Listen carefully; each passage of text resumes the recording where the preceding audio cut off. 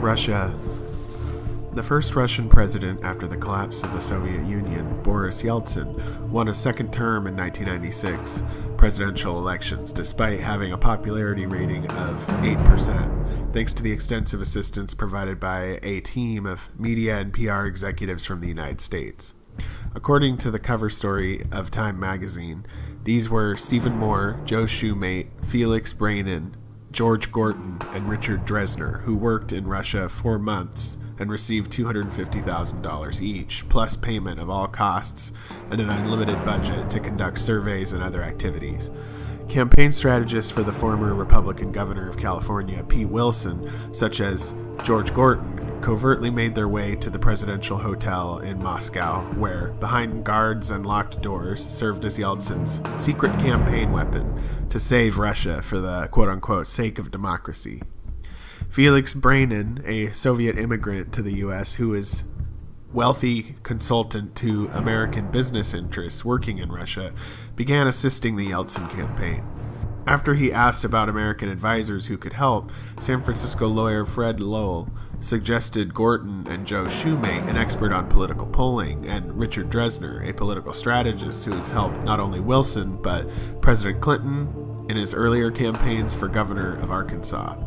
Before the election, they were told that their involvement had to be treated like a state secret because of the fears that the communist candidate, Gennady Zyuganov, would use his presence to try to perpetuate anti-Western sentiment among Russian voters. The U.S. political consultants worked in hiding on the 11th floor of the Kremlin's presidential hotel in downtown Moscow for 6 weeks. Staying at the hotel is by invitation only. About 2 weeks after Yeltsin won his re-election campaign on June 16, 1996, the U.S. political consultants assigned to Yeltsin briefed reporters on their role in the campaign. President on my right, and Steve Moore is sitting over in the back over here. We're American political consultants who have been involved in the presidential campaign in Russia for the last 4.5 months. And so we just thought we'd be here, and we're happy and pleased and excited to finally be able to tell the story. And so we're just be open to your questions. Yeah. Could you just sum up why you had this success and Yeltsin? What were the factors in your opinion?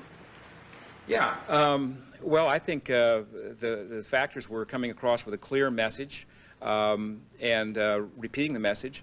The first and most important thing I think we did was convince President Yeltsin that what he needed to do was get out and campaign in Western-style campaigning.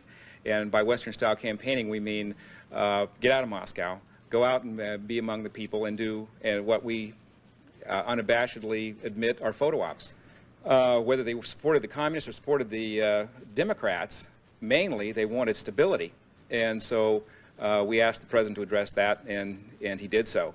So I would say the 3 important contributions we made was to get him on message and the 3 different messages, and I think that the results bore out. So we were able to do focus groups on the Video International ads and tell them which lines worked, which lines didn't. For instance, in some of their ads, they had lines talking about how good things were now. We found that ads that talked about how bad things were under the communists worked a hell of a lot better than ads that talked about good things now, because most people didn't think things were good now. So we were able to throw lines out for them, and we were able to throw some whole commercials out for them, and we were able to work with them, especially on their negative ads, in a way that I think softened them in some degree, and I think made them more effective. But they get the credit. Who hired you? Well, we were hired, we were brought over by Felix Brainin, who was a Russian-American businessman from San Francisco, and the actual words "you're hired" were spoken by First Deputy Prime Minister Oleg Soskovitz, who was in charge of handling the campaign at that time. He was in charge of the campaign. Did your budget exceed the $3 million? You know, this is the first campaign since the 1972 Nixon campaign that I worked on, where we had essentially an unlimited budget. We were told to do whatever we thought we needed to do, and we hired 3 different polling companies, which we went out and hired ourselves because we wanted to make sure that we believed in the polling companies. We told them that we were told that we couldn't tell them we worked for the Yeltsin campaign.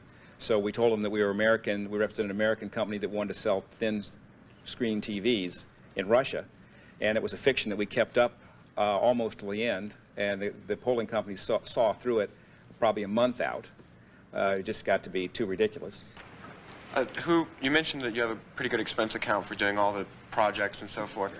Who paid your salaries, you three? We got our salaries from a bank that was that the money was transferred through, and we don't know. We assume it came from the campaign. Which bank? Well, you know what? We're not going to go into that.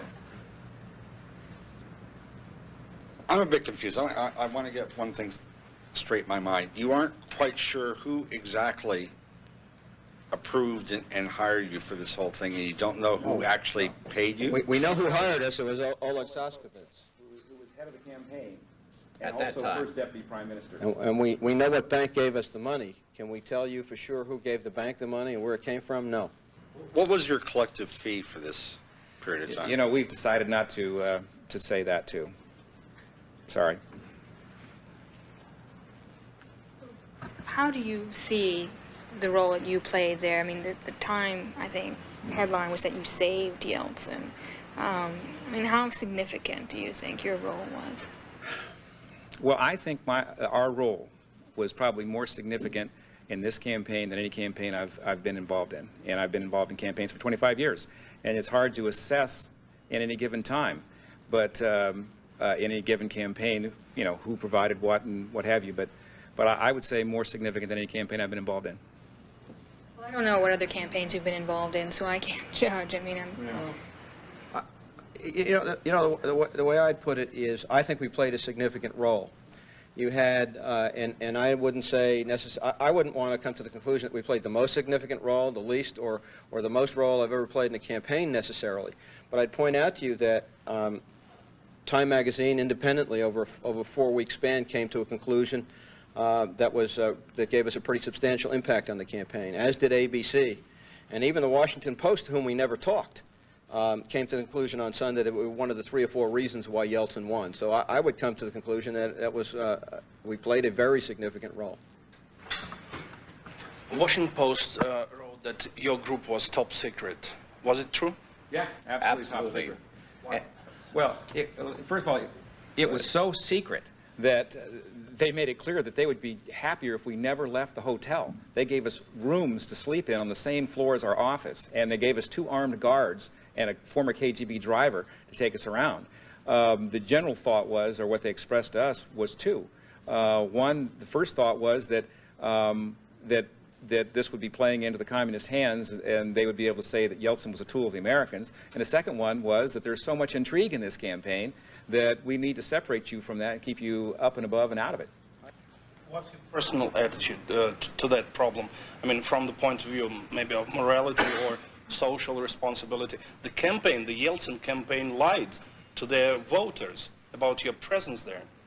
Well, I think that one of the things that people said in focus groups, I think you have to keep your eye on the larger picture here.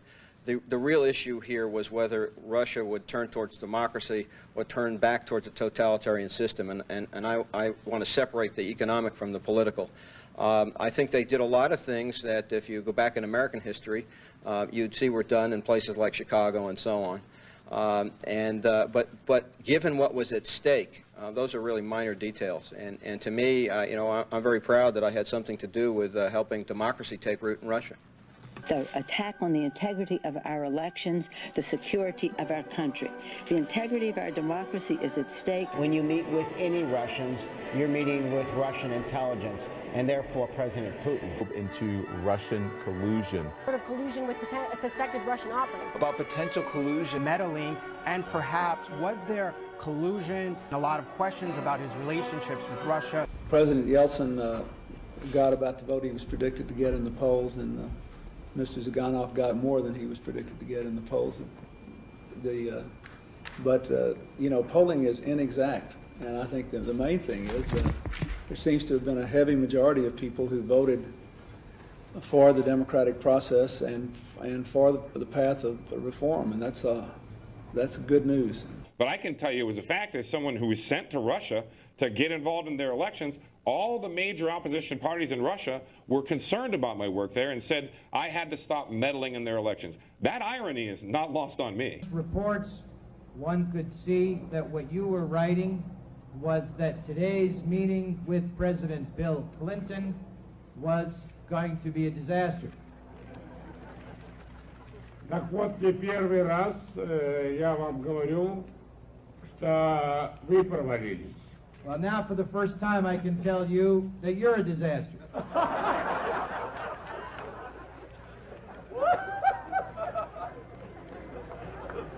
Be sure you get the right attribution there.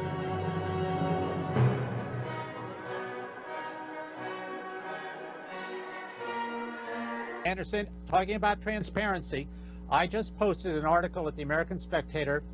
In doing my research, I came across an interview with Dick Morris at Newsmax in September of 2016, in which he says that President Clinton personally in 1996 meddled and colluded, if you will, in the Russian election to elect Boris Yeltsin. As much as any other single person in Russia, and probably more than any other single person, he wanted Russia to be a free country that picked its leaders by elections. You were sent by the U.S. government? By the Clinton administration. To get involved. I worked for the Central Election Commission there, trying to steer their election law, and afterwards trying to help candidates. And Hillary, on Saturday, gave a speech warning Putin against interfering in the U.S. elections. And the FBI has talked about foreign interference, and Obama has warned about it. Now, this goes back to something that happened in 1996. When I worked for Clinton, Clinton called me and said, I want to get Yeltsin reelected as president of Russia against Zhirinovsky, who was the communist who was running against him. And Putin was Zhirinovsky's major backer.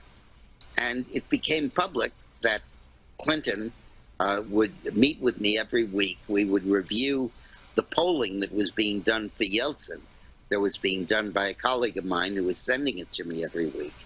And Clinton and I would go through it, and Bill would pick up the hotline and talk to Yeltsin and tell him what commercials to run, where to campaign, what positions to take. He basically became Yeltsin's political consultant.